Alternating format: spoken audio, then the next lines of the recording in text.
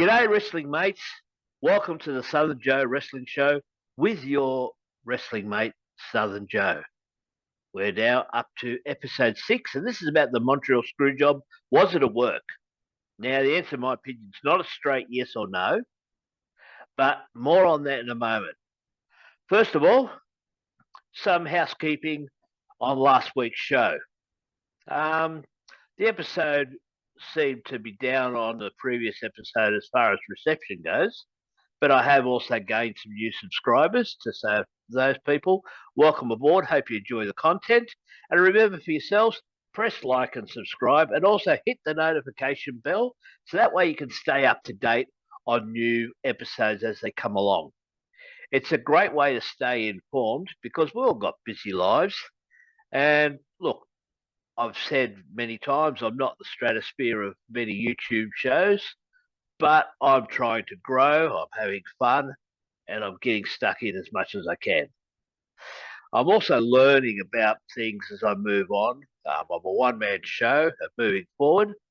I've also worked on my presentation, and also there are some irons in the fire for different types of content for the future, and these include interviews that I'm hoping to procure, as well as some other content which I can't say about now because I'm currently asking permission for that. If it comes along, it'll be quite exciting. And the offer's open, as always, for all wrestlers to come on board for an interview that you'll get of a different and a positive type of interview, put you over. Okay, so now on with this episode. Now, the purpose of this episode is not to simply be a historical reference for this infamous moment in wrestling history. Rather, it's to question whether the Montreal ScrewJob was, as some star wrestlers believe, and I believe in part, that it was a work. Now, my belief, and I'd love to debate it with anyone that was involved in the ScrewJob, or even anybody that wants to debate it, is that in part it was a work, but mainly to work one entity. Now, this entity will become apparent as we move on and I put the pieces together. So the Reader's Digest version of what the Montreal ScrewJob is supposed to be is that Vince McMahon was worried that Bret Hart, who was leaving WWF to go to WCW, would show up on that rival promotion, WCW, carrying the WWF World title, which is much like Ric Flair did the opposite way when he first showed up in the WWF with the NWA title, but just with the lettering blurred out. So after alleged suggestion from Jim Cornette about doing a double cross, Vince McMahon took it upon himself to make sure that he double crossed Bret to make sure he wouldn't walk out of Montreal with the WWF title.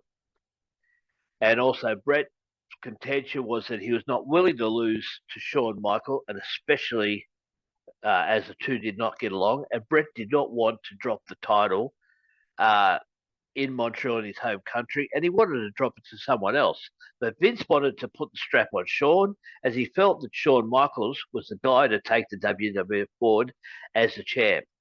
Bret wanted to keep the title, win in Montreal, and simply relinquish the belt the next night on Raw, as it was already common knowledge that Bret was going to WCW for a big money deal.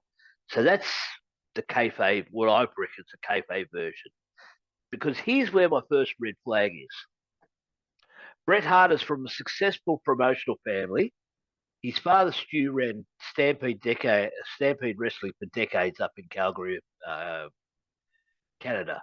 And Bret Hart himself is unashamedly old school, and he wants what's best for the business.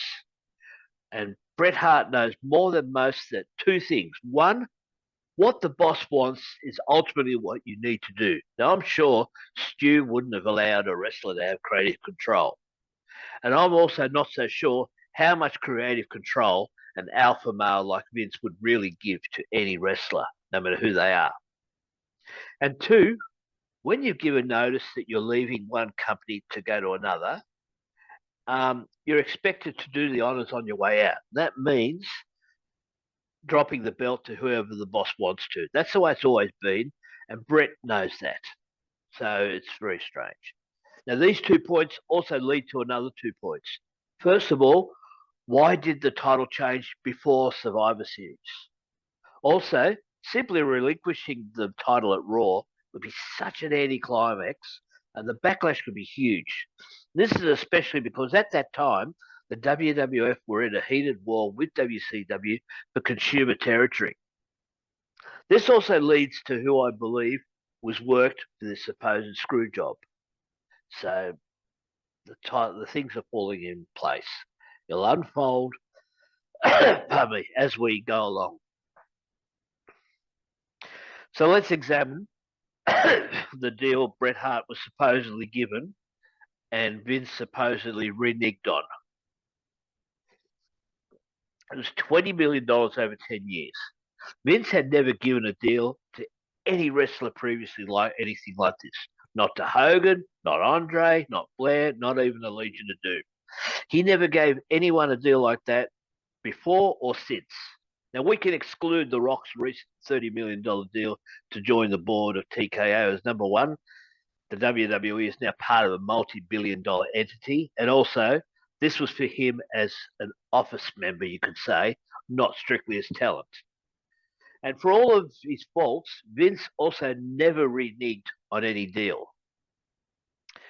Even Arn Anderson, when he was recounting his WWF run on his podcast Arn, he mentioned how when he and his tag team partner Tully Blanchard, the Brainbusters, they went and gave notice to Vince because they felt they were down on what they were promised that they would make.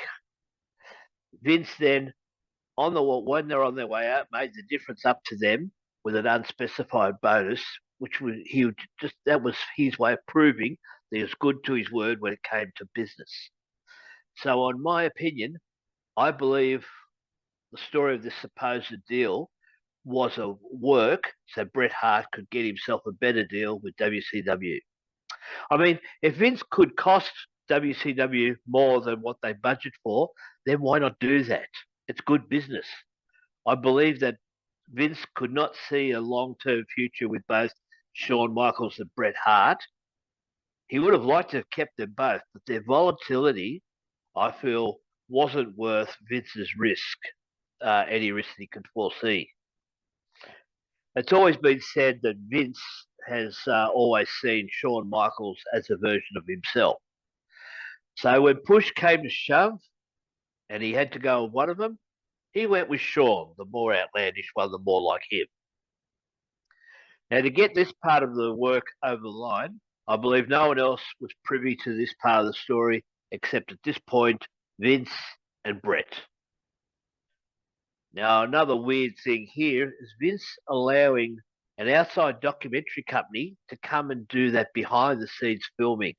Now, of course, we're talking about the Wrestling with Shadows documentary.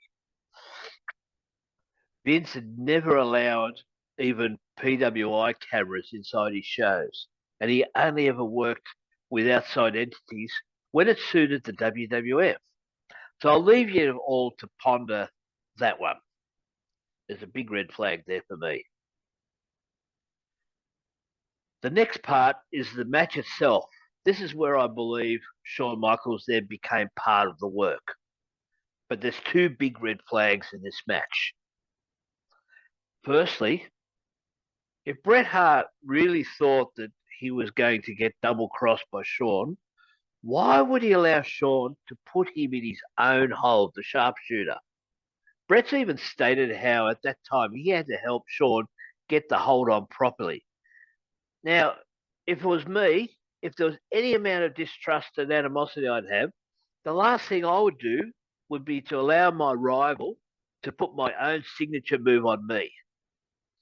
Also, if you watch ref Earl Hebner, he doesn't even look at Vince when calling for the bell. He just motions for the bell as soon as the sharpshooter is slapped on. So, yeah. As well as that, the amount of production control the WWF has had for a long time since the original WrestleMania and the increase in production quality since then, they would have been able to cut away from Bret Hart when he was signaling the WCW sign at the end of a major pay-per-view, a pay-per-view which is one of the four pillars of their WWF business. So who do I think got worked? Well, should become obvious now. I reckon it's Ted Turner and WCW. They paid more for Bret Hart than they would originally bargain for because of the deal and everything else. Now, Bret is a brilliant wrestler. He's a traditionalist as far as business goes.